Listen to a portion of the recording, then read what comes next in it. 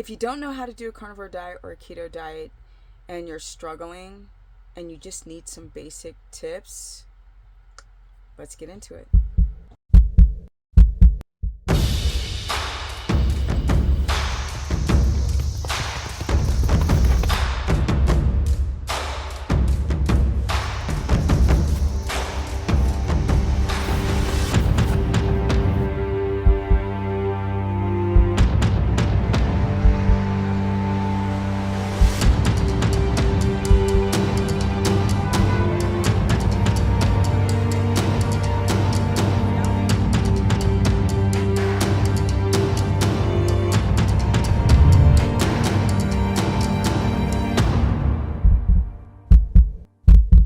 Welcome everyone to my channel, and I'm very humbled by life. Trust. Okay, let's get into the I'm lost and I don't know what to do on a carnivore diet. What do I do? Or a keto diet. Number one, they're the same diet.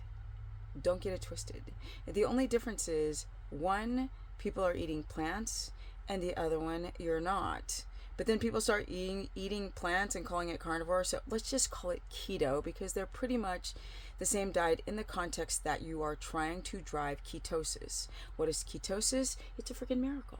It's where your body learns how to burn fat for fuel and get into the Krebs cycle, the energy cycle in your body and up in the brain, rather than carbs, which do a thing called advanced glycation end product, where the protein lining of your cells becomes damaged. I know. And that's when people start looking old and tired and diseased, because we are not supposed to be eating all these carbohydrates in nature. We just wouldn't be eating them 365 days out of the year.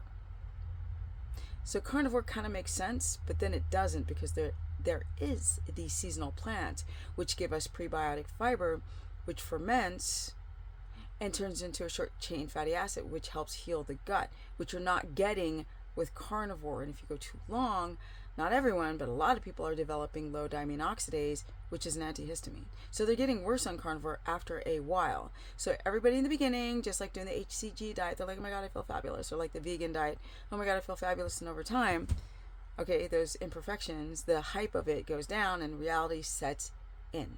Now that we got that out of the way, protein. Your protein for a man should be under 100, unless you're absurdly tall, right, and very active. But the average height for a man is 5'10". That's the average height.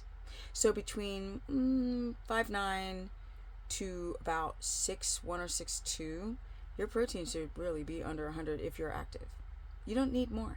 You just need to be insulin sensitive, because that is the driver to push the protein that you've been eating into the muscles. So you can eat a ton of protein and be insulin resistant, and that you're still going to look flabby and look like you're going through menopause. And I see it all the time with guys eating too much protein, and that excess protein converts back into sugar, which spikes your blood sugar, which keeps you insulin resistant, and then all this excess protein waste products, I'm trying to go too fast, has to go through the kidneys. And when you're dehydrated on a carnivore diet or keto diet, you start to have back pain, and then you start to develop issues like not being able to deal with high uric acid levels, and then some people develop gout. I know, on carnivore, but nobody talks about that. Like, oh no, you just do a carnivore diet, fixes everything, but nobody's talking about the high uric acid levels, the high purines, and gout, and kidney issues, and chronic dehydration, and constipation. Okay, here we go. Protein for a man needs to be between, based on height and activity level, 65 to about 95 to 100 max of protein per day.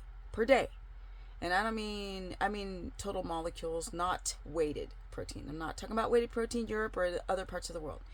Now for a woman, your protein should be between 50 and 75. If you're a taller woman, you can go up to 75. But if you're sitting in my range, 5'3", 55, 65 grams of protein, voila. You don't need more. You don't. You need to be insulin sensitive.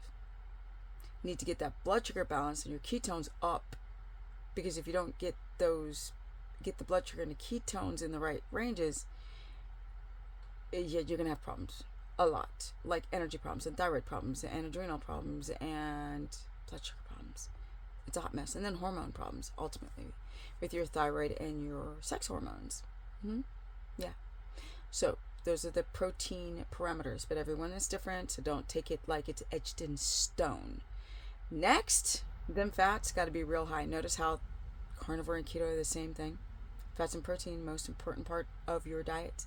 And your fats have to be over 200. Doesn't matter if you're not eating starch, your fats got to be up high, because we're trying to train your body to break down those fats and convert them into ketone bodies to get up to your brain, so you're not depressed, and that your reproductive hormones are like, ah, and your skin is like, ah, and your energy is like, ah, and your autoimmunity is like, thank you.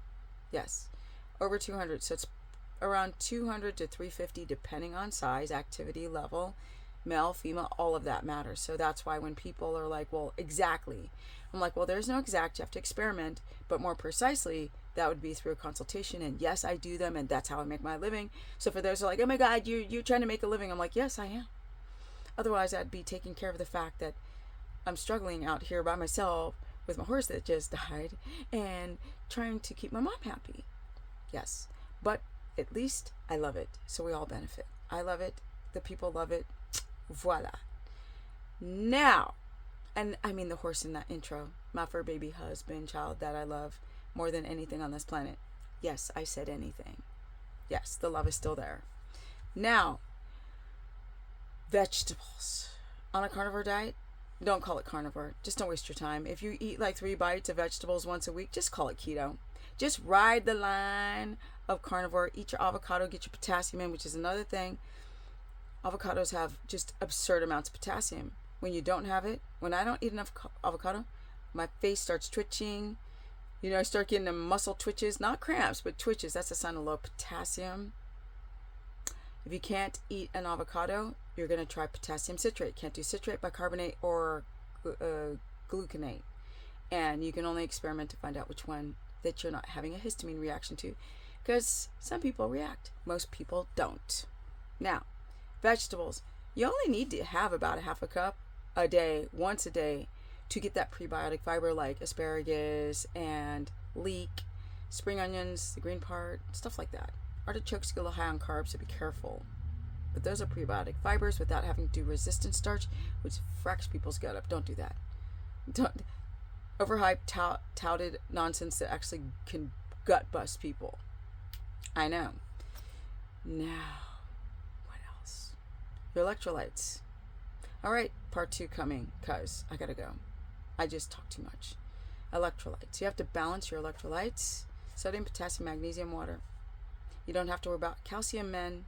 Women who are postmenopausal, maybe if you have osteopenia or bone loss. If you don't, work out. Growth hormone. Your body releases it. That's how you don't need HRTs. You can still keep your muscles and your muscles in your fitties without having to take those stupid hormones, which are dangerous. That's a whole nother video. Comment below, share this content. Lifestyle videos coming, but you guys know I just got a new horse. His name I will reveal. For those who follow me on Instagram, which is Stephanie Ketogenic, you see who he is, because you can't hide this mother sucker. But for you YouTube people, my whole life is changing. I'm changing. I left a big city. I left the world of media that's out there telling us what to think and how to think. I'm done. Stick a fork in me, and your little city girl is turning country. Okay? Now, I gotta go. Energy at 57. Oh my God. I'm soon gonna be 58, and I cannot wait until I turn 60.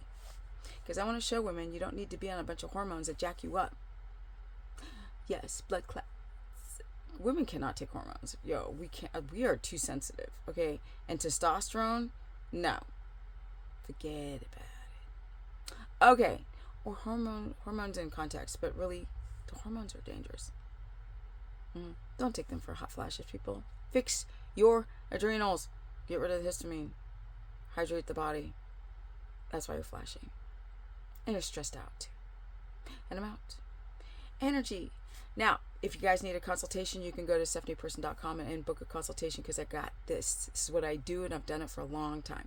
I didn't just show up out of nowhere and call myself an MD and then start pushing these diets and then giving really bad advice like if you're not pooping, then it's normal. Not normal. Or what other stupid things have I heard? A lot. Oh my God. If there's sugar in bacon, it's okay. It gets cooked out.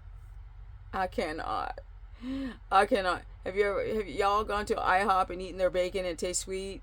Cooking the bacon does not get rid of the sugar, people. Quality does matter. Yes, I also run a course where it's $15 a month, and I cover all this stuff, but on low carb, keto, carnivore, workouts, how to pick the right supplements, and then get off. Because I'm not a big supplement pusher, but they do have their purpose. And I'm out. Energy. Peace.